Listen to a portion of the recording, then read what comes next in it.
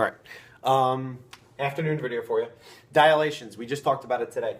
It's the only transformation that will change the size of a figure. Okay, so dilating a point, we're not going to do that. We want to dilate a figure, an object, a triangle, a square, right? Something like that. Something that actually you can see that has area. So a dilation, 3 main points for you.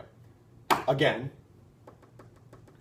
only transformation that changes the size of an object. Okay, the other 3 didn't. The translation just moved it, it shifted it, it slided it somewhere, slid. You can tell I'm a math teacher. Reflections just mirror imaged it, and a rotation actually rotated the object around a certain point. Number 2, you will need a scale factor. I will provide a scale factor for you one way or the other. So the scale factor might be, I don't know, 2 or 7 or 3 or a half, something like that. But I'll give it to you, okay? And the last one is, when I give you that scale factor is what we call a multiplier, right? You're going to multiply both of the coordinates, right? You're going to multiply the entire ordered pair by that number, and then you're going to plot the new point, okay? So I know this graph looks a little weird. I just kind of like zoomed in on a different part because I wanted to stay in all positives, right? Because this is the origin down here. So this would be negatives and that would be negatives, but everything's just going to go up from here for now. I want to do an example for you. I might do 2, depends on how the video's going. It's going pretty good right now. I know. I'm awesome. Okay. Say I have a triangle. And here are the coordinates of my triangle. And we'll call it triangle ABC.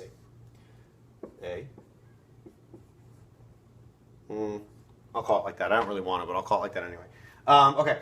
So point C is at 1, 1. Point B is at 1, 2, 3, 4, 1. And point A is at 1, 1, 2, 3, 4. Those are the coordinates of my triangle, and it's my red triangle. So let's go ahead and use green, just a different color, right? Green. We did that already, right? It was weird. Okay, anyway. Let's say I want to dilate this figure by a scale factor, and I'm just going to use SF.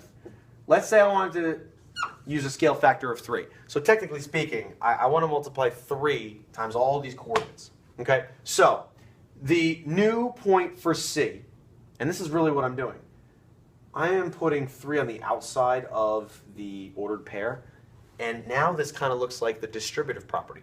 I'm going to distribute 3 to 1 and then 3 to the other one.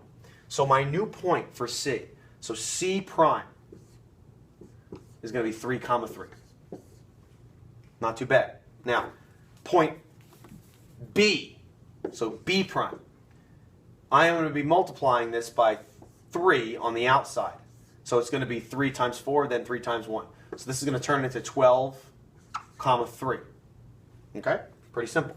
And then the last point, point A, right, A prime, it's 3 times the quantity of 1 and 4. So it's going to be 3, 12.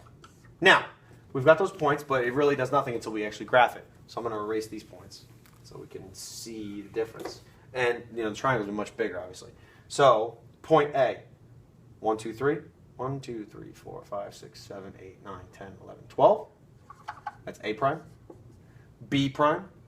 1, 2, 3, 4, 5, 6, 7, 8, 9, 10, 11, 12. 1, 2, 3. This is going to be a big triangle. And C is 3, 3. 1, 2, 3. 1, 2, 3.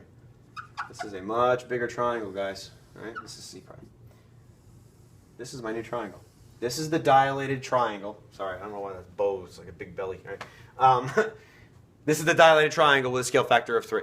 Okay, so it's much bigger. It's 3 times the size, pretty much. Well, not really, but you get the idea because I multiplied 3 on the outsides. Now, one other one will do. And I'm just going to give you the numbers. I'm not going to freak out about it. Okay? So what if I wanted to multiply... let's do a new triangle. Let's make all this go away. All gone. Where's my blue one? Someone took my blue extra marker. No, it's over here. I found it. Here it is. Okay. Let's do an easy one.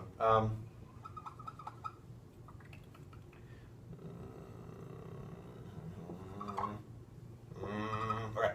Here's my new triangle. We'll call it ABC again. Okay. What if I wanted the scale factor to be 1/2? Okay, we talked about this in class, but if it's 1/2, it's going to be smaller because anything we multiply by less than 1 right? It's going to be a smaller thing, like that sandwich thing we did. But we can stop there for now. Anyway, so 1, 1 again. 1, 2, 3, 4, 5, 1. And 1, 1, 2, 3, 4, 5. The scale factor of 1/2 is going to make this a little different. It's going to make it more challenging. The new point for A prime, technically speaking, this is what I'm doing. I'm multiplying 1/2 times the quantity of 1 and 5. So then I can tell that this is going to be, the coordinate's going to be 1/2 and then 5/2, where I can just do 2.5 if you wanted to. So that's the new point for A. Right, so 1/2 over and then 2.5 up. B prime, it's 1/2 times the quantity of 5, 1. So again, it's going to be 2.5, and we can just do 1/2, make it easier, or 0.5, whatever you feel more comfortable with. I know I'm switching between fractions and decimals, but want to make sure you understand the point. And then C, it's 1/2 times 1, 1. So they're both going to be 0.5 or both 1/2. So the new point for C is going to be 1/2, 1/2. Okay, so those are the new points. If I graph this, it's going to be a much smaller triangle. I don't want to do that now because I'm wasting time. But dilations, it makes it bigger or smaller. If the scale factor is greater than 1, it's bigger. If the scale factor is less than 1, it's smaller. If the scale factor is 1, you tell me what's going to be. Later.